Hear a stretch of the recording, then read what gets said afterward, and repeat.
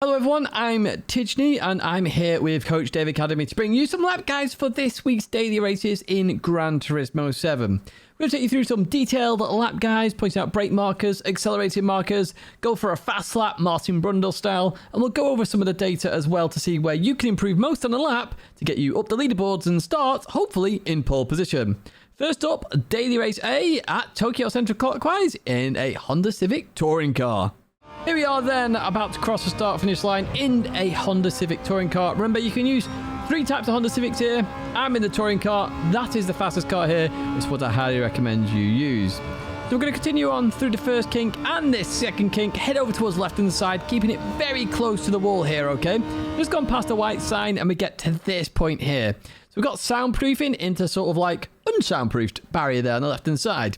This is your brake marker. Now, as you approach this corner, what I want you to do is I want you to hit the brakes and then turn into the corner. But I want you to chuck the car in, okay? And the reason for this is we want the weight to transfer in the car. Now, this circuit is problematic because the walls are so close, and it is possible you may hit the barrier on the inside. Try to avoid doing that because it will slow you down. Watch what I do right now when I go onto the brakes. You can see where this is on chase cam as well. So I'll trail brake. I'm then going to keep trail braking, and then I'm looking to just carry the speed down when I get close to the wall, and I do not hit the edge of the wall, but I get very close to the outside wall there. But I managed to survive that one okay. We approach this next corner then, and this is an interesting corner because it's flat out. Or at least mostly flat out. I highly recommend if you are struggling with this, just lift a little bit. It won't cost you too much time. I've highlighted this yellow sign here because this is your turning marker. You should turn in before you get to this sign, okay? I want you to really chuck the car in this time, like full on, get the lock turned in there. You'll feel the car jolt towards the inside, and then you're going to feel the understeer. Remember, this is a front-wheel drive car. So as you chuck it in, it'll start to understeer, which means you'll miss the barrier on the inside, but it does mean you can carry the speed. Look how close we get to that inside now. Then there's a bump in the road, which forces you out wide here, that you can see right there. And now I can continue on down the hill. I'll say if you are struggling and just hitting the barrier, just lift off a tiny bit. Go to about 80% throttle, and you should be fine. We'll just speed it to 100% speed here in terms of the video, and we'll slow it down when we get towards the next corner, okay? And we'll do that right about here. So we're just heading up the hill now. We've headed as far left as humanly possible on this circuit. We need to maximize the angle of this corner.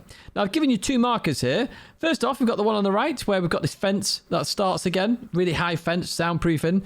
And then I've also highlighted this red line, but it's not actually the red line. It's the crest of the hill here that I'm highlighting. So all I want you to do is when you approach this point, I want you to just dab the brakes, small little dab of the brakes, slow the car down a tiny bit, and then once again, chuck the car in. You're doing a lot of chucking in with this car, okay? Because it's all about getting that weight moved in the car, getting the car turned in. So there we go, dab the brakes, 50% there. We're just trail braking a little bit more, but then we're looking to carry the speed.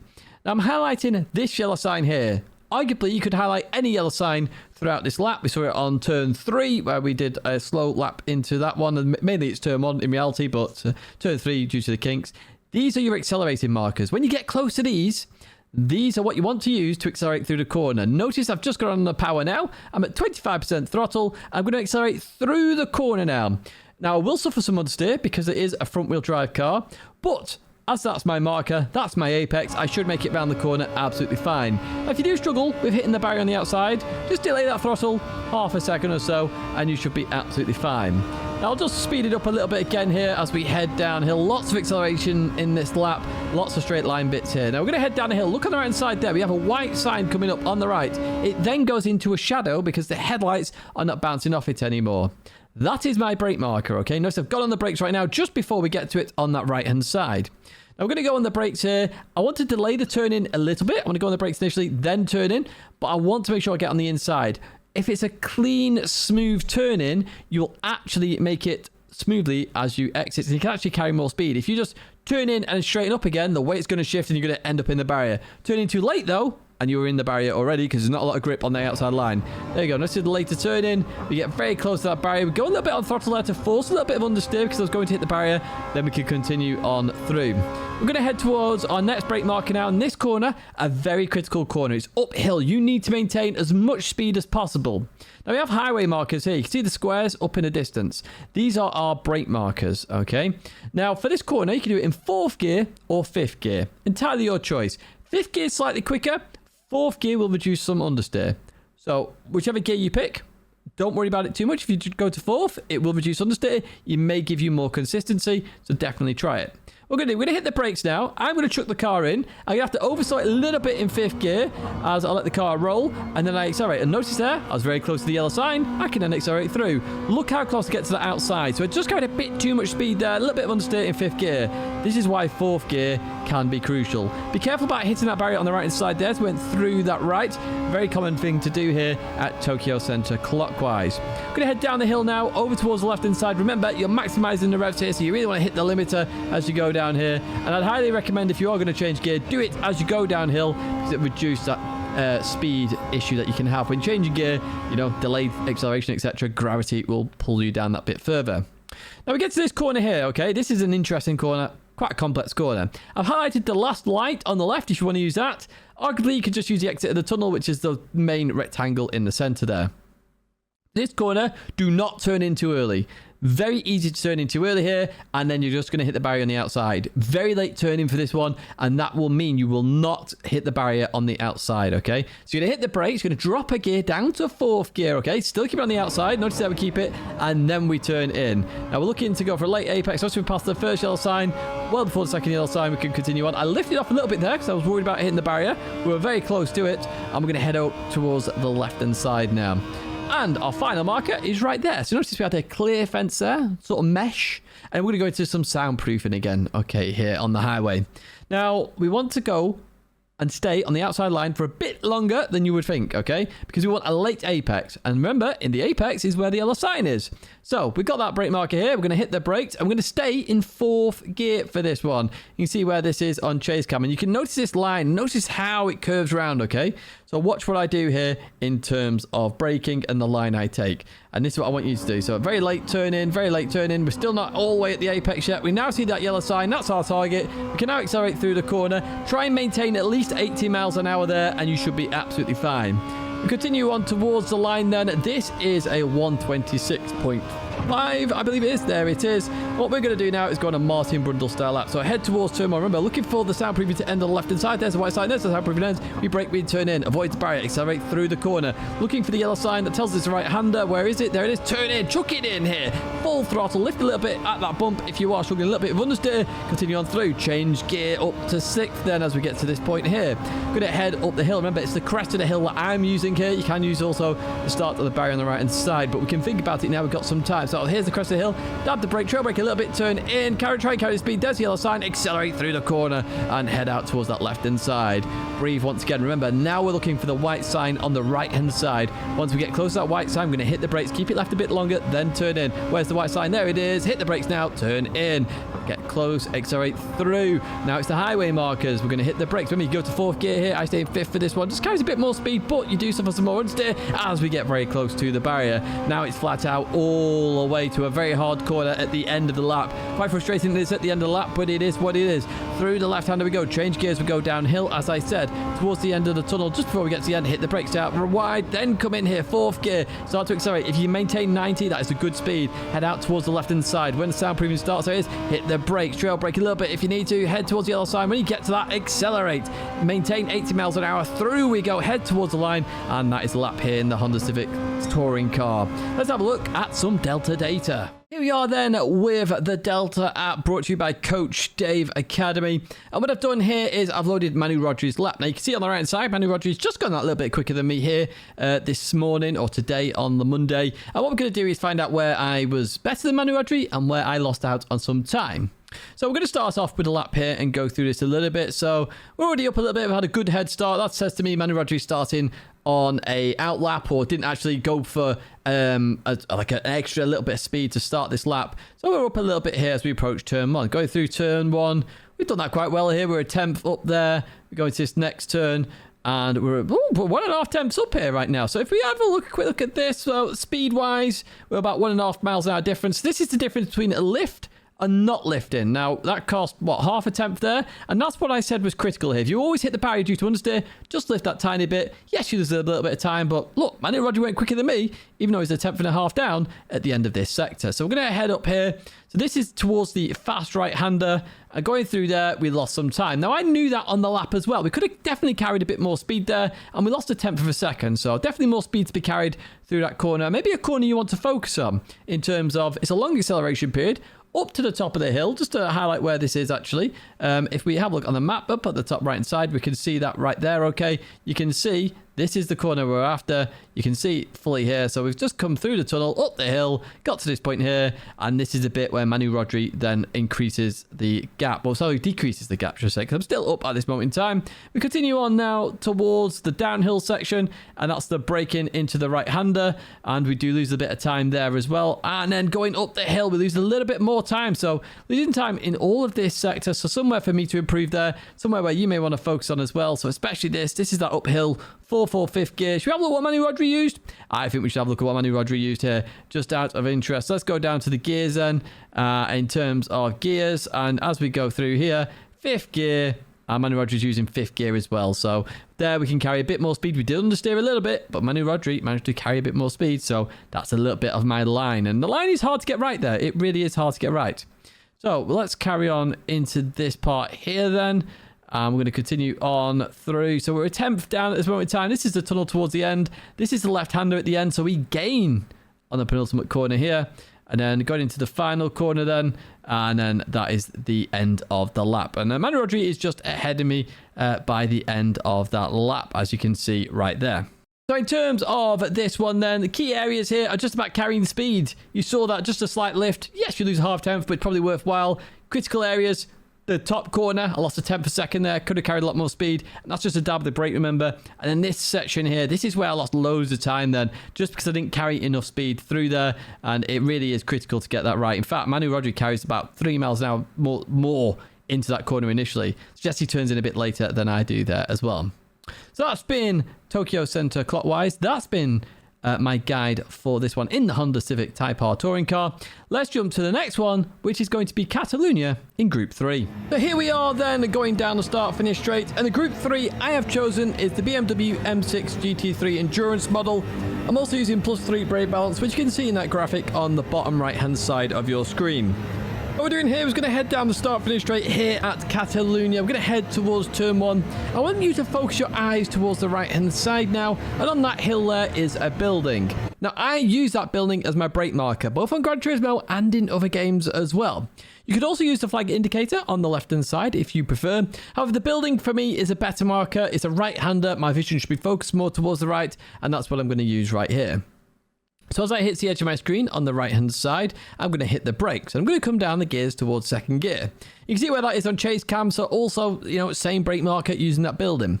As I say, we're going to come down the gears towards second gear, okay? And then we're going to release the brakes as we get towards the corner and turn in. And we want to mount the curb on the inside. Notice there, we start to release the brakes, the car starts to turn. The more we release it, the more the car turns. Great stuff. That's trail braking in a nutshell. We accelerate a little bit. We're going to then go towards the left-hander. We're going to lift off a little bit and go to third gear. You're going to have to do that in most cars. That curb will unsettle most cars. We go into this fast right-hander now, and I've just lifted off a little bit. Now, I'm a little bit on throttle again. I'm trying to keep that speed up. Keep the average speed through the corner higher or as high as possible and use the downforce of the car. Now, I've highlighted the orange painted barrier in the distance right there. That orange painted barrier is critical as your accelerating marker. Now, I'm being very aggressive here. I'm trying to make sure I'm on the leaderboard. But if you are struggling with understeer as you go through this corner, just delay that orange painted barrier going towards the center of your screen. But use that as your marker, okay? So where it positions on the screen, initially get a point of view or a marker and go, right, okay, when it's a third of the way across my screen, I'll accelerate. When it's a little bit on the screen, I'll accelerate. You'll start to push yourself and you can then get quicker and quicker and quicker. You may have seen I had a little wiggle mid-corner there. That's because I was touching the curb. And if you do touch the curb, it will rotate the car a little bit. However, you may get that oversteer that I just showed you right there. So we're just about to hit the end of Sector 1. And as we go into Sector 2, we have this, this tight right-hander, which then opens up. Now, I use the start of the bridge on the left-hand side, which is why I've highlighted it there on the left, okay? Now, what I want you to do is I want you to point towards the corner a little bit when you go on the brakes here. Or if you're going to break a straight line initially, but then come off only a tiny bit and then turn towards the corner. You really want to take a nice tight line for this corner. This corner also opens up, so you can get on the throttle quite early. Let me show you and demonstrate that. Okay, so as we come on here, notice that we're just coming off 100. We then release the brakes a little bit. We want to keep it nice and tight. We trail brake for a long time there. We let the car roll, and we have another accelerating marker.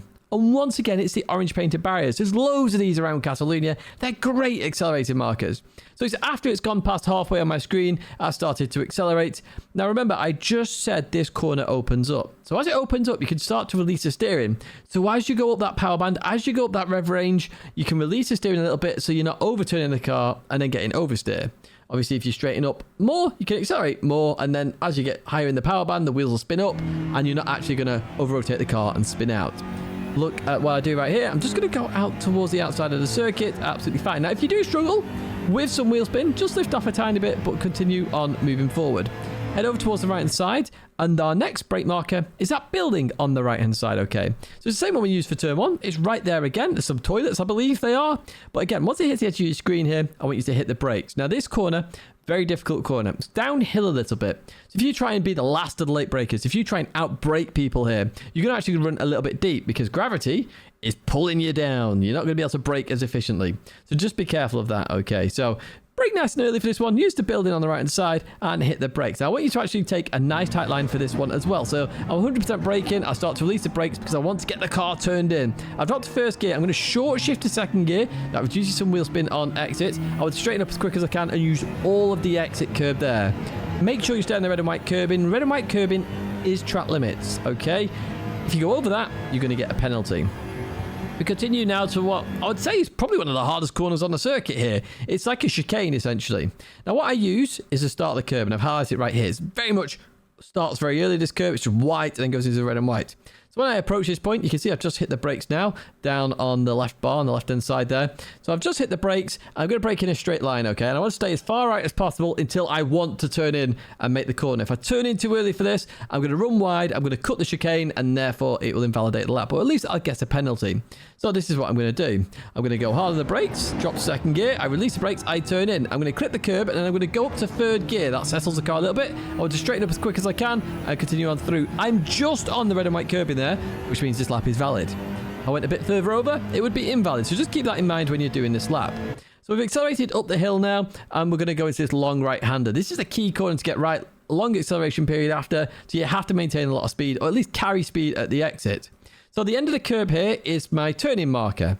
Now, in some of the Group 3 cars in Gran Turismo, you're going to have to brake, and the BMW, you brake as well. In some, you only have to lift, and the car will just rotate itself nicely, and you're aiming to clip the curb on the inside. So as I say, in the BMW, I'm going to brake a little bit, okay? And it's just to slow the car down, just to get a bit of rotation as well. Watch how I do it right here. So I dab the brakes, chuck it in, dab a bit more. I'm trying to get to that curb. Once I clip the curb, I can accelerate. The curb's going to rotate the car a little bit and continue on through. Once again, make sure you stay in the red and white curbing. If you go further over, you're going to get a penalty, and that effectively invalidates your lap. I'm going to head down now towards the hairpin here at Catalonia, okay. And we have two brake markers for this one. On the left-hand side, we have a portaloo, a toilet. Yes, we're using a toilet as a brake marker. So you can use that on the left-hand side if you prefer.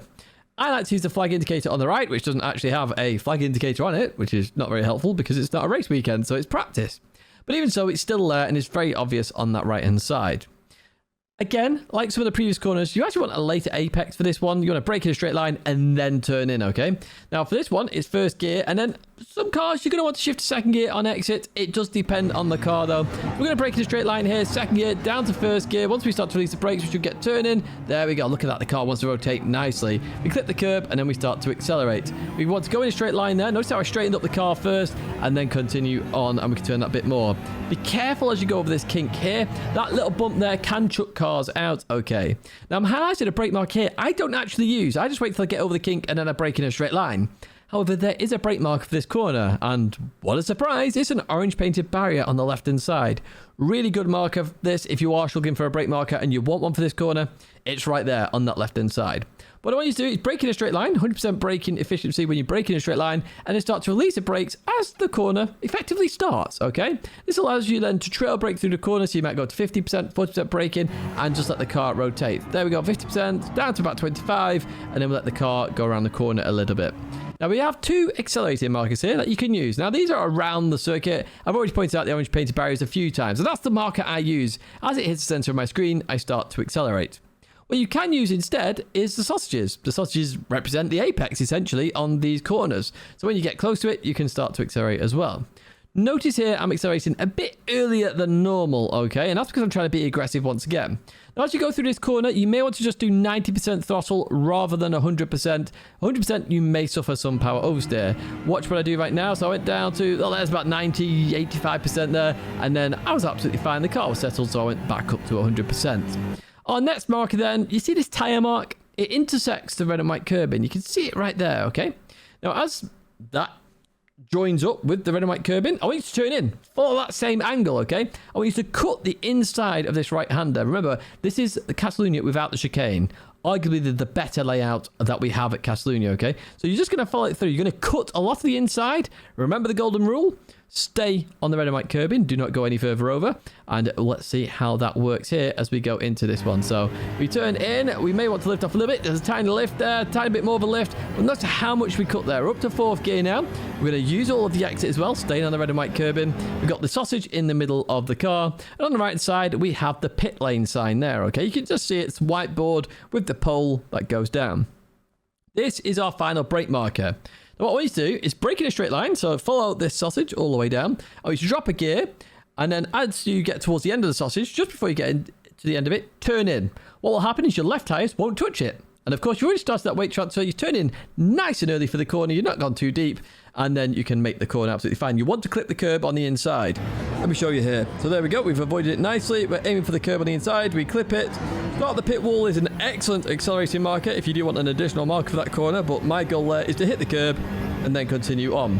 What we're going to do now is go into a Martin Brundle style lap, and this is a 140.3 there for you. So we're going to go into the same lap now here as we head towards turn number 1. Remember, +3 brake balance is what I'm using here in the BMW M6 GT3. So the building on the right side, there it is, hit the brakes, drop to 2nd gear, turn in, clip the curb, accelerate a little bit, then lift off a little bit for the left-hander up to 3rd gear. Be careful of the oversteer, over towards the left, then the right, then just lift off, let the car do its own thing, clip the curb, orange painted barrier, start to accelerate. A little bit of oversteer there, don't worry, we caught it, happy days, we continue on. Head out towards the left-hand side, start of the bridge on that left-hand side, there it is, hit the brakes, turn in towards the corner, keep a nice tight line, there's the orange painted barrier, it's past halfway, we can start to accelerate, head out towards the left-hand side, then over towards the right. Remember, we're using the building now on the right-hand side, there it is, hit the brakes, 1st gear, nice tight turn here, short shift to 2nd to stabilize the car, continue on out, stay on the red and white curbing, continue on, looking for the start of the curb for this left-hander, where is it, there it is, we're going to brake, later turn in, clip the curb, 3rd gear, use all the red and white curbing, don't go over that, continue on, end of the curb here on the left-hand side, dab the brakes, turn in, clip the curb on the inside. Once we do that, we can accelerate through, the car's rotated enough, and once again, we're using all the track here that is allowed to be used. Heading towards the hairpin then, the flag indicator, where is it? There it is, hit the brakes, 2nd gear, 1st gear, later turn in now. Once we lose the brakes, the car likes to turn, straighten up, then up to 2nd gear. Be careful of the kink here, there's a bump there, it's very dangerous. Brake in a straight line, trail brake all the way through, lift off, orange painted barrier, there it is, center of the screen, off you go. Be careful on exits then, looking for the tyre mark that intersects here, we turn in, cut all of the inside up to 4th gear now, we lift off a tiny bit, over towards the left hand side, pit lane marker, brake, turn in, clip the curb, pit lane entrance is there, accelerate through the corner, head towards the line. That is Catalunya. Let's have a look at some Delta data. Here we are with a lap from, or comparing against a lap from Manu Rodri. Manu Rodri's in a Lamborghini Huracan GT3 car. I'm in the BMW M6. Now, in terms of lap differences, it's really minute. It's literally nearly a 10th of a second difference. But we want to see where that difference is. Where are maybe the hard parts of a front engine rear wheel drive car versus an MR car, because they are different drivetrains. Now, we're going to have a look down here as we head towards turn 1. Nothing really changes there. We're matching speed, so I'm not worried about any Group 3 car having an advantage here. Go through turn 1 and turn 2. A little bit of time lost there. Nothing major. What I'd argue there is that that's the stability of front engine versus mid-engine. So it's somewhere to be careful if you are in the BMW, and arguably probably less careful in an MR car like the Lamborghini Huracan. Through the right we go, and we actually benefit there. The BMW is actually very good at handling, so going through the long right-hander, it does really well there, to be honest with you. We're pretty much even at the end of that sector. Through the right we go again, nothing major here, nothing major through there. I would say it's about a tenth, but the problem again here is the stability on exit. So we're seeing the advantage of MR versus FR there as we continue towards the chicane, which it's about even there. Through the right-hander we go. That's about even, and we get to this corner here. Now, we lose a lot of time here, so this, again, is stability. So we're seeing here the advantage of MR cars. This is Manu Rodri's lap versus my own lap. I lose time going out of this corner, and that's all to do with grip.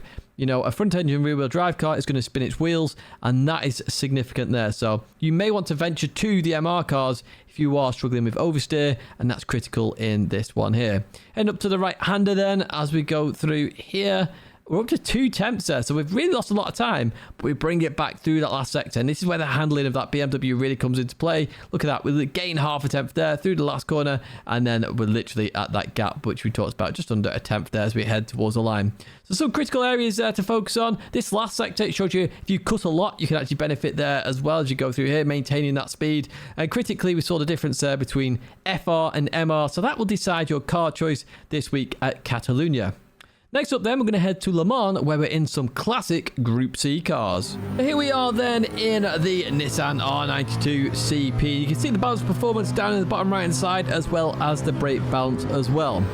Now, you do rev this car to the limit, so keep that in mind. We're going to head towards turn 1 by taking an outside line first and then turning in to the corner. Arguably, this is turn 1 and chicane's turn 2, but we'll just ignore that for now as we get to this point here. And you can see here the curb goes straight, okay? This is my brake mark. This is what I use. Now, I've also highlighted the total sign on the right-hand side. Arguably, you can use that in a different Group C car. If you're using the Mercedes Sauber, for example, you arguably want to brake a little bit later on. However, in the Nissan, which I'm in right now, I'm using the start of the curb going straight, essentially. You can see that clearly here on chase cam. I'm going to only go down to 3rd gear for this one. The reason for that, this car is turbocharged. And there is also a delay in changing gear. That's just the H-box, okay? So we go down to 3rd gear here. We turn in. We have to stay on the curb, so we start accelerating initially. We're going to lift off as we go through the right, let the car turn, and then continue on. Now, because we're so low in the revs, the car remains stable through there. And then the turbo picks up the power, and we can continue on. We don't have to delay from 2nd to 3rd, so we don't actually lose that much time. We continue through the right-hander here then, and what we're going to look out for now is on the right-hand side. That lamppost right there, brilliant brake marker. This I use this all the time in various classes in Gran Turismo 7. So when it gets to this point here, just about to leave the edge of my screen, I'm going to hit the brakes. I'm going to drop to 3rd gear once again. 3rd gear, a cracking gear in this car. Just, you know, if you're wondering what gear to be in, just think about 3rd first of all. So we're going to hit the brakes. We want to turn in early. You can see up ahead, the corner is cambered. Now, when it's cambered, you want to get on the inside of that corner because that's where you can carry the most speed and go through the corner. So that's what we're going to do right now. So we're going to get on the inside. We're going to clip the curb. The second we do that, we can start accelerating. We're going to head over towards the right-hand side. Avoid the bollards, and you may want to lift through here if you are suffering with understeer. It does depend on the Group C car, but we continue on all the same and head to arguably one of the most important corners on the circuit, Tetra Rouge. Now on the right hand side here, there's a piece of tarmac that opens up, okay, and the grass goes away from the circuit. This is my brake marker. Now for Tetra Rouge, the critical part of Tetra Rouge is cutting the inside and using all the curb on the exit, but you can't go over the curb. If you've not got 2 wheels at least on the curbs, so you've got 3 wheels off the curbs, you're going to get track limit penalties, so do be careful of that. We want to cut a lot of the inside now. Think of it like this, so you can cut quite a bit because the front wheel will eventually get to the other part of the curb, and this is how we do it here. Notice there, we cut the inside, we accelerate a little bit here, we're just about on the exit curb there, and now we can continue on absolutely fine. Now the Mulsanne is long, so just fast forward all the way down here then, and we'll slow it down at this point here. So we're heading to Mulsanne corner, okay? There are 2 brake markers you can use here. They both do effectively the same things. We've got one on the left. I use the one on the right. It's a catch fence and it protects the marshals. So I use the one on the right. And what I'm going to do is I'm going to point towards where the curb protrudes. So it's just before Mulsanne corner, okay? I'm going to turn right a little bit, then hit the brakes. Remember, you get the best braking efficiency when you're braking in a straight line. So we need to aim towards the corner. We're then going to head out towards the outside, which opens up Mulsanne corner to then turn in and exit accordingly. here's how we do it then. So, we go hard on the brakes then, head towards the outside here, drop to second gear. We can then release the brakes, the car will then turn into the corner. We're going to go straight onto the throttle there, try and balance it around 50%. Once we get straight, we can go to 100%. There's a few bumps on the exit, so if you get it slightly wrong, you could spin the car out, so just be careful of that. We're going to head towards Indianapolis now then. Once again, slowing it down as we head towards Indianapolis, and we're going to turn into the corner. Notice it's a little bit cambered there. And we're looking for the end of the inside curb, okay? Now, we want to brake just before we get to that point. If we brake just before it, we can now be braking in a straight line. Now, if you take this wide, or you run slightly wide, continue braking in a straight line. Don't try and turn out of it, because if you do, you're just going to understeer all the way off into a barrier, and you don't want that, okay? So you're turning into it and then hit the brakes. That's why I started off wide and came in. And we're braking before the end of the curb, so that's what we're going to do now in this Nissan, okay? And as we do this, come down to either second gear or third gear, entirely your choice. Third gear, once again, gives more stability. Remember, I said at the start of this, if you're unsure of the gear, stay in third gear. But second gear, slightly bit quicker, but a lot more unstable. So third gear for most of you will be beneficial. We're going to head towards Arnage now. Notice on the right side, we've got the first Gantt sign and we have the second Gantt sign. The second Gantt sign is our brake marker. So when we approach this, as it hits the edge of our screen on that right hand side, we're going to hit the brake pedal. We're going to drop to second gear for this one. So we're finally in second gear for those wanting second gear. Stay as far left as possible as you go on the brakes, and only when you're guaranteed to make the corner are you then going to turn in. If you turn in too early for this corner, you're going to run very wide and possibly into the barrier as well. Do be careful on exit. You're in second gear. Power oversteer is possible in the Nissan. It depends on, obviously, on the Group C car. So we stay towards the left here, and then we turn in because we know we're going to make it. Now, we hit this tiny bit wrong, but we managed to survive there. 50% throttle to 75 to 100% throttle. Now we can continue on out at 100%, and we're going to head towards the Porsche curves now. So what we do is we head over towards the left-hand side here, and we've got one key brake marker. Now, I've highlighted two for this one when we get there, but one of them is critical. Now, I've just slowed it down here. So on the right-hand side then, we have this Goodyear sign. That is the perfect brake marker for the Porsche curves, okay? As it hits the edge of your screen, you're going to hit the brakes, and you can see I'm doing that right now. On the left-hand side, there is a dark green patch. Now, depending on the exposure of your Gran Turismo 7 gameplay, you might be able to see it more clearly. I can't see it that well here, but I'm highlighting it all the same because it's still a good brake marker. Now, the Goodyear sign on the right is my brake marker. I'm hitting the brakes. I'm going to drop to fourth gear. It's only a quick dab of the brakes, by the way, because we want to carry the speed. We want to use the downforce of these cars, okay? You don't have a lot, but there's still some there. So, let's say we don't even go to 100%. It's about 90 there, and we turn in. We clip the curb, and now we can accelerate through the corner, okay? So, the next part is the left-hander. So, turn into left-hander. Make sure you clip the curb. Happy days. We're lifting off a little bit here. We didn't really need to do that. We could have carried the speed in towards the next one. This is where we lift off a lot now. Going through it slightly tighter, and we're going to hit our next brake marker. So on the left hand side, we've got this grass into tarmac. It's just above my head, okay?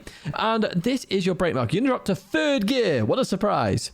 Now, you're going to trail brake through this corner. It's all about carrying speed, but making sure you take a nice tight line. Very easy to carry too much speed into this. Head up wide, and that will ruin your lap. And, you know, you're 2 minutes 40 into the lap. You don't really want to ruin it at the end of the lap. So it's kind of critical you get this right. You can see here on chase cam, it's quite clear, the grass into tarmac right there on the left hand side. So we go to third gear now, and notice how I'm just constantly on the brakes there, around 25%. We let the car roll a bit. Now we start to accelerate. Arguably, I'm not far enough right to where I want to be right now. I need to be a little bit more towards the right hand side. We have this sign, the RWC sign on the right hand side, or RMC. Can't quite tell from this screenshot. We also have this white line. So as it goes straight, that is also a marker. So we've got up to fourth gear now, and we're turning in. Now, you can't see the apex of this corner. You can't see the inside curb. But turn in. These cars like to understeer just because they're old cars. They don't carry as much downforce as a modern Group 1 car, LMP1 car, hypercar, whatever you want to call them nowadays. So we turn in. We're going to suffer a bit of understeer here, and we clip the inside curb. Now, be careful on the exit. If you run too wide, you're going to get a track limit penalty. I got very lucky there because I was very, very, very close to getting the track limit penalty, but we managed to survive this one. We're going to accelerate now towards the final chicane here at Le Mans, the Ford chicanes. What we're looking for now is on the right-hand side. Okay, now we've got two of these. We've got a grey barrier, or dark grey into a light grey, if you want to use that. Quite hard to see here due to the light that is currently on the barrier. Alternatively, you have the lamppost there. Now, you can use either of these brake markers, and you need to be quite aggressive here at the end. So it's quite frustrating sometimes, because you could be on a good lap, and you're like, well, how aggressive do I go? So really aggressive is at the lamppost. less aggressive is where you can see the shade change in the barrier there. And that's what I would advise using first of all. Going to hit the brakes, drop to third gear, of course, and we're going to chuck it in. And we want to cut each part of the chicane. Now, as we turn into this one, I don't cut it as much as I should there, so we had plenty of time that we could have gained there. Through the right we go. We dab the brakes a little bit. We head over towards the right hand side. Now, we're just going to pause it here, okay? So up ahead, I've highlighted the curb. That is not your brake marker, although you can use it as a distance marker if you so wish. That is your turning marker. You need to be turning before you get to that curb. But, you know, a bit closer than I am now. The reason for that is you've got the weight transition. We've just gone from the right rear to be loaded to the left rear. We need the right rear to then be loaded again. And you can see here on chase cam that angle that we're going at the moment. So we're currently going that way, and we need to go that way. So literally, we need to hit the brakes and then turn in. Now you could cut a lot of the inside, similar to other chicanes, because it's very close together. Through the right we go. You can mount the sausage a little bit if you want to, and then we continue towards the line. This is a 3-minute 10, 3-minute 8, so definitely possible in the Nissan. And that has been a lap guide here at Le Mans in terms of a detailed lap guide for you. I've been Tishney, and I've brought you some lap guides here for Coach Dave Academy in terms of Gran Turismo 7 and this week's daily races. If you have any feedback and you want us to change anything, please just let us know in the comments down below. If you have enjoyed these and they have helped, make sure you give them a like and make sure you subscribe to the channel. Once again, I have been Tishney. Thank you so much for watching, and we hope to see you in some more lap guides very soon.